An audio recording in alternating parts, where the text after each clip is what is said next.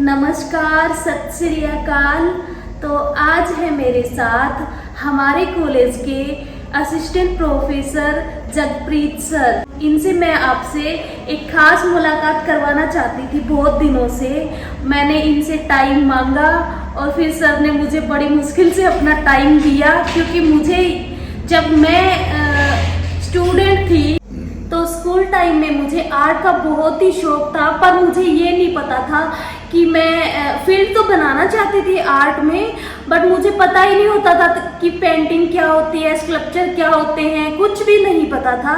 तो अब मैं ये चाहती हूँ कि जो लोग मुझे देख रहे हैं उनको पता चले कि आर्ट एक्चुअल में होती क्या है।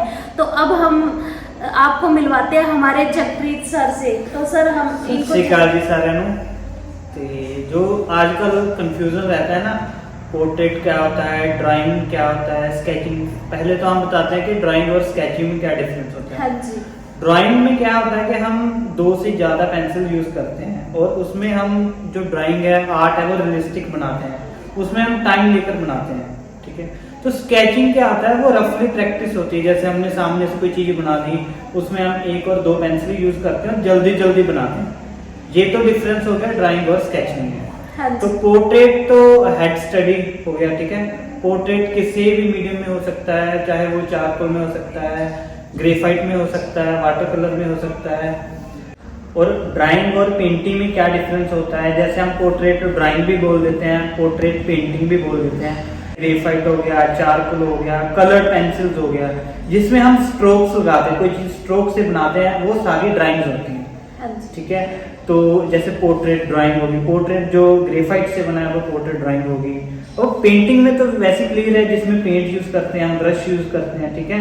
तो ये वेट मटेरियल से बनता है। ठीक है। जैसे हम वाटर कलर हो गया, वाटर कलर से बनते हैं। तो ये सारे होते हैं पेंटिंग्स। तो हम पोर्ट्रेट पेंटिंग बोलेंगे उसको, ना कि उसको पोर्ट्रेट ड्राइंग। तो सर मैंने सुना है कि आप नॉन मेडिकल साइड से थे और आपकी जर्नी इस आर्ट के साथ कैसे स्टार्ट हुई? सो बेसिकली स्कूल में मैं एक पढ़ने वाला स्टूडेंट था। तो जो ज्यादा पढ़ता है तो घर वाले भी बोलते हैं कि इसको साइंस फील्ड में डाल दो, उसमें ज्यादा स्कोप होता है।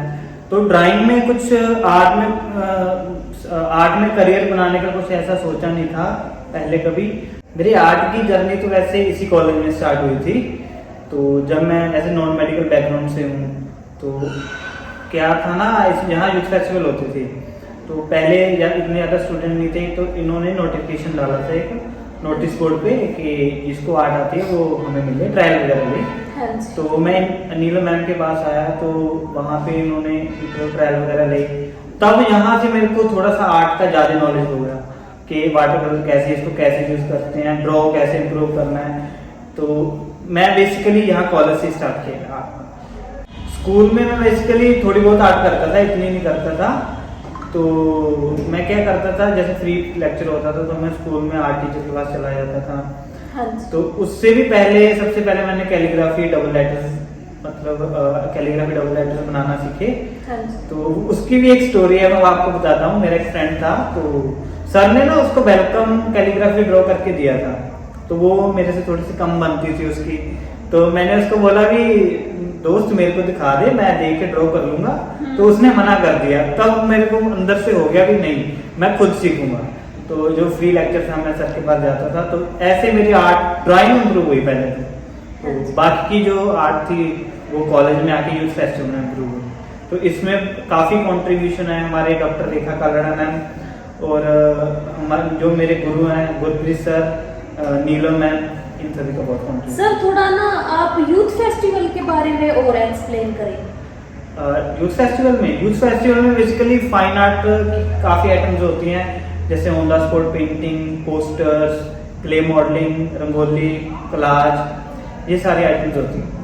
सर आप मेरे सब्सक्राइबर्स को थोड़ा थोड़ा एक्सप्लेन करें जो चीजें आप बताई हैं। अब ये आर्ट वर्क्स अलग अलग टाइप के जो होते हैं कंपटीशन में, फाइन आर्ट की जो आइटम्स यूथ फेस्टिवल में होती हैं। हाँ जी। तो जैसे ऑन द स्पॉट पेंटिंग होती है, उसमें क्या होता है कि आपको लाइव कोई सीन देते हैं, उसको बनाना होता है। ठीक है। किसी भी मीडियम में बना सकते हो आप। उसके अलावा कार्टनिंग जो आप न्यूज़पेपर में देखते हैं कार्टनिंग, उसकी स्टडी है। तो वो थीम देते हैं ऑन द स्पॉट, उस पर बनाना होता है कोई भी। थीम। इसके अलावा रंगोली रंगोली पे जो हम गृह प्रवेश वगैरह या यूथ फेस्टिवल में रंगोली बनाते हैं। तो उसके अलावा कलाज आर्ट क्या होता है, जैसे मैगजीन नहीं होते हमारे अलग अलग कलर की, उससे काट कर कोई मैसेजेस देना, वो भी थीमेटिकली होता है। तो ऑन द स्पॉट थीम दिया जाता है, तो बच्चे उस मैगजीन से काट के उस थीम पे कुछ ना कुछ बनाते हैं। तो इसके अलावा इंस्टॉलेशन होता है, फोटोग्राफी होता है। फोटोग्राफी स्किल्स, फोटोग्राफी नॉर्मली नहीं होता, मतलब उसमें क्या होता है, आर्टिस्टिक फोटोग्राफी क्लिक करनी होती है, मतलब जो क्लिक करो उसमें इमोशंस हो, वो वाली फोटोग्राफी इंस्टॉलेशन हो गया, ठीक है। पेंटिंग और स्केचिंग का भी होता है कुछ उसमें? नहीं, पेंटिंग और स्केचिंग का नहीं होता एक्चुअली ना। जो कंपटीशन होता है वो क्यों होता है, यूथ फेस्टिवल क्यों मनाया जाता है, क्योंकि कोई ना कोई मैसेज देने के लिए, हाँ जी, और बच्चों की जो स्किल और ज्यादा इंप्रूव करने के लिए एक प्लेटफॉर्म है, हाँ जी, ठीक है। तो थीम क्यों दिया जाता है, ताकि कोई वो बच्चे कोई मैसेज बनाए, हाँ जी, हाँ हम आले दुआले जो आसपास के लोग हैं उनके लिए कोई मैसेज क्रिएट करें। जैसे जो बहुत सारी सोशल प्रॉब्लम्स चल रही हैं, जैसे अभी तो नहीं, फीमेल फुटस्टेप बहुत ज्यादा कम हो गया पहले से, पोल्यूशन हो गया, एनवायरमेंट पोल्यूशन हो गया, ठीक है। तो हमारे साइंस में कोई तरक्की की है, उस पर कोई टॉपिक दिया जाए, तो ये सब टॉपिक होते हैं यूथ फेस्टिवल में। तो ये सब आर्ट के थ्रू बच्चे अपनी कला का जोहर करते। ओके। तो सर मुझे एक बात ये भी पूछनी थी, कोई बच्चा न्यू है और उसको आर्ट में इंटरेस्ट है, बट उसको आर्ट आती नहीं है, स्केचिंग के बारे में उतना कुछ उसको पता नहीं है, या फिर एक ऐसा बच्चा है जिसको थोड़ा बहुत पता है, तो क्या वो अपनी आर्ट को जारी रख सकते हैं और वो स्टार्ट कैसे कर सकते हैं? सबसे पहले तो हम बताएंगे कि जिसको कुछ भी नहीं आता वो कैसे स्टार्टअप करे। हाँ जी। तो देखो सर, आर्ट में क्या होता है कि सबसे ज्यादा इम्पोर्टेंट होता है ड्रॉ, ठीक है, ड्रॉ करना, ठीक है। कोई आप पोर्ट्रेट बनाते कुछ भी, तो ड्रॉ तो इम्पोर्टेंट होगा ही होगा, हाँ, चाहे आप बॉल पेंटिंग बना लो, उसमें भी ड्रॉ आता है, ठीक है। तो अगर ड्रॉ अच्छा होगा तभी शेडिंग अच्छी लगेगी, तभी वाटर कलर जो भी कलरिंग कर रहे हो तभी अच्छा लगेगा, ठीक है। तो ड्रॉ हम कैसे इंप्रूव कर सकते हैं, देखो शेप्स पे ज्यादा फोकस करना चाहिए, ठीक है। तो फ्री हैंड ड्रॉ, पेंसिल चलानी आनी चाहिए उसको, तो ड्रॉ इंप्रूव करके हम बच्चा स्टार्टअप कर सकता है। हाँ, तो जो थोड़ा बहुत आर्ट जानता है वो कैसे इंप्रूव कर सकता है, देखो आजकल यूट्यूब सबसे बढ़िया सोर्स है, ठीक है। यूट्यूब पे हर एक वीडियो का ट्यूटोरियल है, आप कोई सा भी उठा लो, चाहे आई ड्राइंग की कितनी वीडियोस आ जाएंगी, एक नहीं 2-4 वीडियोस देखोगे तो आपको बहुत अच्छे से क्लियर। देखो आर्ट एक तो इम्प्रूव होता है प्रैक्टिस से, एक इम्प्रूव होता है नॉलेज से, ठीक है। तो जैसे शेडिंग है, शेडिंग की नॉलेज होनी चाहिए आपको, जो शेप्स होती हैं वो कैसे वेरी करती है, शेडिंग, लाइट सोर्स कहाँ पे है, ठीक है। तो पर्सपेक्टिव क्या होता है, डार्क लाइट, जैसे हम कलर की बात करते हैं तो कलर स्टडी पढ़ना आनी बहुत जरूरी है, ठीक है। तो भी डार्क कलर कहाँ यूज करना है, वार्म कलर कहाँ यूज करना है, तो ये सब आप यूट्यूब एक सोर्स है जिससे आप इम्प्रूव कर सकते हो, ठीक है। डेली प्रैक्टिस तो करनी है, ठीक है। इसके अलावा आपको नॉलेज जरूर होनी चाहिए, नॉलेज होगी उसके बाद उसका प्रोसेस है प्रैक्टिस। हाँ, आप जितना प्रैक्टिस करोगे, practice makes a man perfect, हाँ, जितना आप प्रैक्टिस करोगे उतना ज्यादा इजी होता रहेगा, और आप जल्दी बनाते जाओगे। सर की अचीवमेंट के बारे में मैं आपको क्या बताऊं, सर ने तीनों ही बोर्डों में 5th, 8th और 10th में मेरिट लिस्ट में रहे हैं। और आर्ट फील्ड की अगर मैं बात करूं तो आर्ट फील्ड में सर नेशनल लेवल पर गोल्ड मेडलिस्ट हैं। और इसके अलावा अगर मैं बात करूं स्पोर्ट्स की, तो सर स्पोर्ट्स में भी स्कूल गेम्स जो अपने होते हैं उस स्कूल गेम्स में भी नेशनल लेवल तक गए हैं। तो सर आप यहाँ कॉलेज में फाइन आर्ट्स के असिस्टेंट प्रोफेसर हैं, तो थोड़ा आप ना मेरे सब्सक्राइबर को थोड़ा इसके स्कोप के बारे में बताइए, फाइन आर्ट्स के स्कोप के बारे में बताइए। तो फाइन आर्ट्स के स्कोप के बारे में बताने से पहले मैं इनके आर्ट के फायदे बताना चाहता हूँ। हाँ जी। तो जो स्टूडेंट आर्ट से जुड़ा हुआ होता है उसमें बहुत सारी स्किल्स आ जाती हैं। हाँ जी। जैसे कि कंसंट्रेशन लेवल उसका इंक्रीज हो जाता है।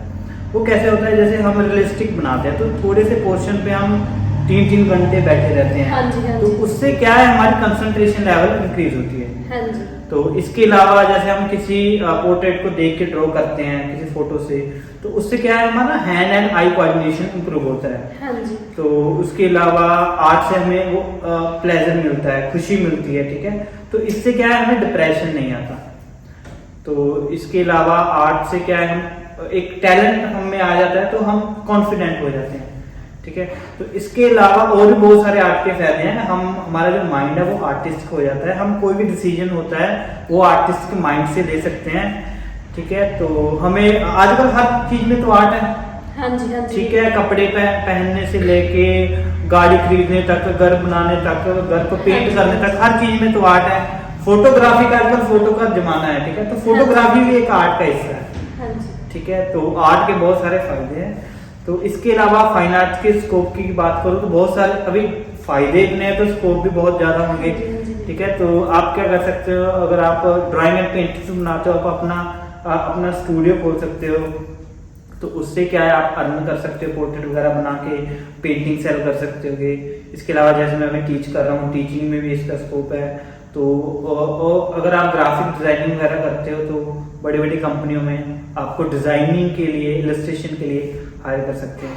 तो और भी बहुत सारे स्कोप हैं, जैसे मूवीज जो बनाते हैं उसमें एक आर्ट डायरेक्टर होता है। तो आर्ट की समझ होना जरूरी है, ठीक है। तो आर्ट जैसे आती है, कला तो कोई भी हो सकती है, चाहे वो स्पोर्ट्स में भी, वो भी जो खिलाड़ी खेलते हैं वो भी तो एक कला है, अपने अपने स्पोर्ट्स में माहिर होते हैं। डांस की भी कला है, तो उसी तरह आर्ट के भी बहुत सारे स्कोप हैं। तो सर ये आपके आर्ट वर्क्स बहुत महंगे सेल होते होंगे फिर? महंगे तो होते हैं क्योंकि इसमें आप मेहनत देखो कितनी लगी है। हाँ जी बिल्कुल, मेहनत। जैसे जो अभी रियलिस्टिक कोई आर्ट बना रहा है, अभी पोर्ट्रेट की बात करते हैं, वैसे तो बहुत वास्ट फील्ड है ये। हाँ हम पोर्ट्रेट की बात करते हैं तो पोर्ट्रेट जो रियलिस्टिक बनाता है, कोई भी स्टूडेंट बनाता है, कोई भी आदमी, कोई भी पर्सन अगर रियलिस्टिक कोई पोर्ट्रेट बनाता है तो वो अपनी कला का मूल्य लगा रहा है, हाँ जी, ठीक है। तो उसको कितना टाइम लगा उस पॉइंट पे पहुंचने के लिए, ठीक है। हाँ अभी जैसे मैं एरिया के अकॉर्डिंग 2000 चार्जेस करता हूँ एक पोर्ट्रेट की, A3 साइज के चारकोल के, ठीक है। तो वो एरिया के अकॉर्डिंग बहुत कम है, रियलिस्टिक। हाँ आप मेरा इंस्टाग्राम का पेज भी है artist.preet, उस पर जाकर देख भी सकते हो। तो एरिया के अकॉर्डिंग वही अगर हम दिल्ली या और चंडीगढ़ में सेल करें तो बहुत ज्यादा बिक जाते हैं, ठीक है। तो मेहनत बहुत होती है, उसी वजह से हार्ड वर्क है, बहुत महंगा बिकता है। तो अभी लागत की बात करें तो देखो शीट्स हैं, ज्यादा से ज्यादा क्या है 100 की हो जाएगी, ठीक है, 200 की हो जाएगी। उस पे जो हम मटेरियल यूज करते हैं वो कितना खर्चा आ जाएगा, मान लो 500 का भी आ गया, ठीक है, हमारा 600 मटेरियल पे लग गया, ठीक है। लेकिन हम क्या है 2000 चार्ज करते हैं, वो 1500 क्या है, हमारी मेहनत, हमारा हम जो सीखे हैं उसका। तो सर आप कॉलेज में तो जैसे बच्चे स्टूडेंट हैं आपके, उनको आप कराते हो क्या? इसके अलावा मान लो मेरे सब्सक्राइबर हैं और उनको सीखना है, तो क्या आप ऑनलाइन क्लासेस वगैरह भी देते हो? एक्चुअली ना ये जो आपने क्वेश्चन पूछा, ये मेरा अपकमिंग प्रोजेक्ट है। तो मैं अभी सोच रहा हूँ कि मैं पर्सनली इवनिंग क्लासेस आर्ट की देना स्टार्ट कर दूँ। तो इसके अलावा मैं यूट्यूब पे भी देख रहा हूँ कि ट्यूटोरियल वीडियोस डाला करूँ अलग अलग, जैसे अभी पोर्ट्रेट की सोच रहा हूँ पहले स्टार्ट कर दूँ। तो ये अपकमिंग प्रोजेक्ट है। हाँ बिल्कुल सीख सकते हो, अगर किसी को कोई गाइडेंस चाहिए हो, ठीक है, किसी ने कुछ सीखना हो तो मेरे से गाइडेंस ले सकता है। और हम ऑफलाइन भी बहुत जल्द इवनिंग क्लासेस स्टार्ट कर रहे हैं। सरोज जी, आपके चैनल के माध्यम से मैं एक बात बोलना चाहता हूँ सभी दर्शकों को कि मैं ना दिल से चाहता हूँ कि आर्ट ग्रो करे, ठीक है। तो अभी मैं स्कूल में भी टीच करके आया हूँ, अभी मैं कॉलेज में टीच कर रहा हूँ, ठीक है। तो स्कूल का जो माहौल है वो मैंने देखा है कि आर्ट का जो ड्राइंग सब्जेक्ट होता है उसको एक्स्ट्रा सब्जेक्ट मानते हैं। जैसे कोई भी इसको सिखा देता है कि चलो ठीक है, बच्चे मतलब एक्स्ट्रा ही मानते हैं, ठीक है। अभी मैंने इस आपके जो आपने इंटरव्यू किया उसके माध्यम से मैंने कितना उसके बेनिफिट्स बताए हैं, ठीक है। तो मेरे हाथ जोड़ के सभी जो स्कूल वाले हैं, जो प्रिंसिपल्स हैं, उनको बेनती है, ठीक है, कि आप आर्ट की तरफ ध्यान दें। आर्ट भी एक ऐसा सब्जेक्ट है जो आजकल के जीवन में बहुत ज्यादा जरूरी है। तो मैं चाहता हूं कि जो आर्ट का सब्जेक्ट है, जैसे बाकी सब्जेक्ट हैं उनकी तरह इनको भी इम्पोर्टेंस दें, ठीक है। आजकल जैसे डिप्रेशन बहुत ज्यादा हो रहा है, तो आर्ट करने से क्या है, ऐसा कुछ नहीं होगा, डिप्रेशन वगैरह नहीं आएगा, तो एक इनर खुशी भी मिलती है, ठीक है। सो मैं चाहता हूँ कि आर्ट, दिल से चाहता हूँ कि आर्ट ग्रो करे। धन्यवाद। तो सर आपका बहुत बहुत धन्यवाद, आपने मेरे लिए टाइम निकाला, जिसकी वजह से मैं अपना इंटरव्यू कंप्लीट कर पाई। और अगर आपको भी सर से कोई पोर्ट्रेट वगैरह बनवाना हो तो मैं नीचे इनकी इंस्टा आईडी, फेसबुक और यूट्यूब चैनल सब नीचे डिस्क्रिप्शन में मेंशन कर दूंगी, आप वहां जाके सर से कांटेक्ट कर सकते हैं। और अगर आपको मेरी ये वीडियो अच्छी लगे तो लाइक, कमेंट और शेयर जरूर करें।